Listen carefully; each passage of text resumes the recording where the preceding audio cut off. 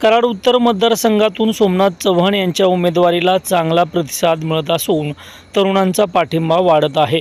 या मतदारसंघात उत्साहाचं वातावरण निर्माण झालं आहे, अशी प्रतिक्रिया राष्ट्रीय समाज पक्षाचे नेते जगन्नाथ जानकर यांनी दिली। सोमनाथ चव्हाण यांच्या प्रचारार्थ मी कराड उत्तर मतदारसंघात फिरत असून तरुणांचा मोठा पाठिंबा सोमनाथ चव्हाण यांच्या उमेदवाराला मिळत असल्याचं ते म्हणालेत।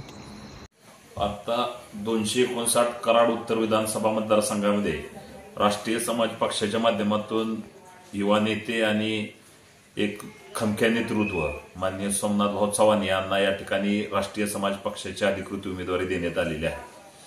आम्ही आता त्यांच्या प्रचाराच्या निमित्त या कराड उत्तर विधानसभा मतदारसंघामध्ये गावभेटीच्या निमित्तानं फिरत असताना मी पाहिलं की त्यांच्यावरती प्रचंड युवकांचं प्रेम आहे।